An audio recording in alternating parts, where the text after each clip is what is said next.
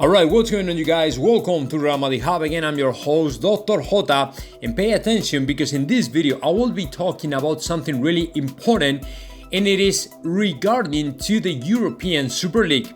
Because 2 hours ago, it was released the final decision from the Madrid court that was studying and reviewing the situation of the last disciplinary proceedings against some of the members, all members from the European Super League, all the founding European Super League members, especially the English clubs, but not only the English teams, but as well Real Madrid, Italian clubs, FC Barcelona, and all this stuff. Okay, the last decision of the court in Madrid has been to demand the UEFA to revoke completely the disciplinary proceedings that they've been taking against the English clubs and also Real Madrid and FC Barcelona and Juventus de Turin, where they decide to implement, just because it was a kind of violation of the rules of UEFA and all the stuff. Now they will have to revoke every single, fine, disciplinary proceedings, whatever you want to call it. I mean, I don't have very vast knowledge about the judicial system or terms or whatever you want to call it, but this is pretty much and essentially exactly what Florentino Perez and the European Super League was waiting for. I mean, a decision like that can change now everything, because now the UEFA will have to assume that they are not right, and they will have to change everything they have been doing over the last months. I don't know in reality what is going to happen. I don't know what is the reaction of UEFA is going to be like. I mean, it is pretty much to imagine what are they thinking about, because it's not easy. Because now, in my opinion, I mean, we are still waiting for the last decision of the European court, right? Which is obviously the most important decision we have to wait for, right? Because it's the European Union who has to rule about the European Super League and whether UEFA is, covering a kind of monopoly in Europe or something like that violates the rule and the rules in the European Union or things like that. So we in Real Madrid and European Super League will have to wait a little bit more to say, okay, we have a victory, a massive victory, a total victory or something like that, because this is important, of course, but it's not definitive, right? It's not like, okay, this is done. No, it's not done. We will have to wait a little bit more to know what is going to happen. But for now, it is pretty clear to me that this is something in favor of the European Super League project, in favor of Florentino Perez, Real Madrid, and all the stuff. So now, what we have to know, what we have to hear from is from UEFA. UEFA still hasn't said anything. There's no official announcement, official statement, or things like that. So we will have to wait a little more to know what happens.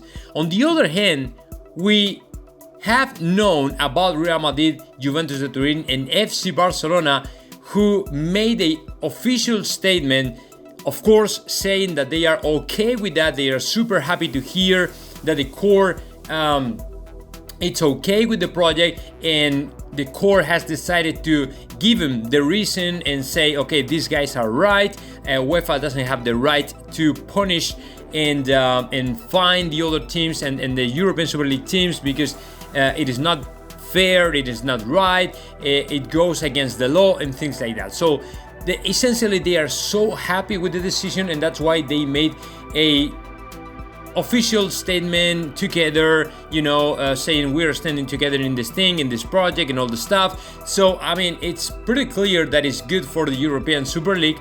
So from my understanding, it is good for soccer as well. And although we will have to wait a little bit more to know what the European Union Court says about that, it is good if you have several different judicial decisions in your favor, in your side. I mean, because if all of them, sentence the same or say the same or state the same thing in the same side and everything falls in your side, it is because you are pretty much right. So what we are expecting from the European Union Court, it is to sentence something similar. So what I don't know is what is going to happen to UEFA. Because in that official statement from Real Madrid, FC Barcelona and Juventus de Turin, what they also highlight is their desire to cooperate with UEFA, trying to improve the project, because they recognize that the project is not perfect. So the different sides will have to work a little bit more on it to improve it and get it better and get it done and all the things like that. So in my opinion, it is a very constructive position, is a very kind position, because what they don't want at all is to start a war against UEFA, because it's bad for soccer, it's bad for football, it's bad for the clubs, and bad for everybody, right? So this is good for them, but at the same time doesn't mean they have won everything. They still have to wait to the European Union Court decision and all the stuff.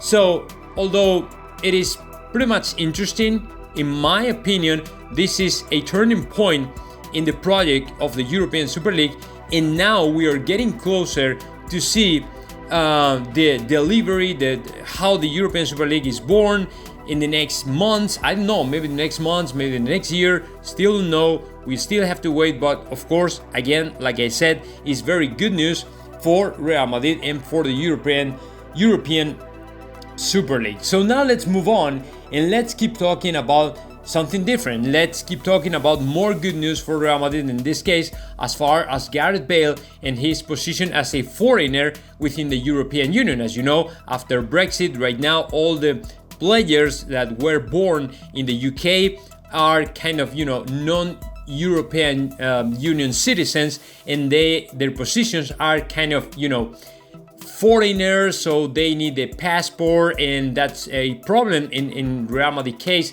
is a problem because we already have to Militao, we have the Rodrigo, we have to Vinicius, and we have to Take Kubo. So it was a big concern from Real Madrid, but not anymore, because now it is almost confirmed and almost official that some of the most important institutions in Madrid, Consejo Superior de Deportes and more institutions like that, have decided to extend one more year and allow to all these players to play as European Union citizens, right? So now it is good for not only for Gareth Bale but also for Trippier, because they will not be, kind of foreigners in our clubs. So they are not counting as foreigners in their squads. So eventually, essentially, we could use to, for example, say Gareth Bale, Militao, Rodrigo, and Vinicius Jr. They could be, because now they have the choice and they have the right to be,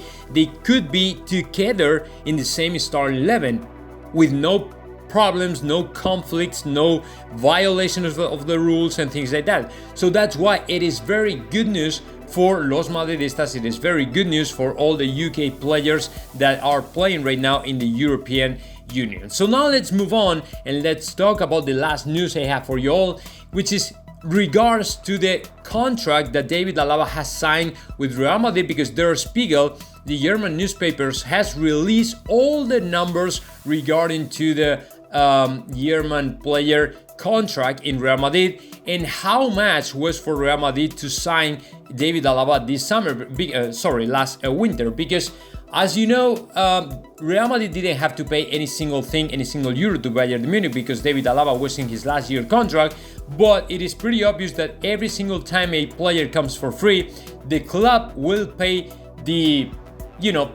kind of transfer fee. I don't know how you guys call it to this, but it's a kind of transfer fee that they don't pay to the club but to the player. So according to Der Spiegel, Real Madrid, the whole thing, including the 5-year contract and the whole salaries year by year to David Alaba, it is a total of about 126 million euros, and it has been divided in, let me see, I have it here, let me check it, I'm scrolling down right now. Okay, it's gonna be 29.2 million euros, okay, the whole deal. The player will get 17.7 million. The agent Pini Zahavi will receive 5.2 million, and the father of David Alaba, which is also, kind of agent as well, will get about 6.3 million euros. And the net salary, the salary after taxes that David Alaba will receive in Real Madrid, it's gonna be 11 million per season, which means that it's still a little bit lower than Sergio Ramos, and it's still a little bit higher than Rafa Varane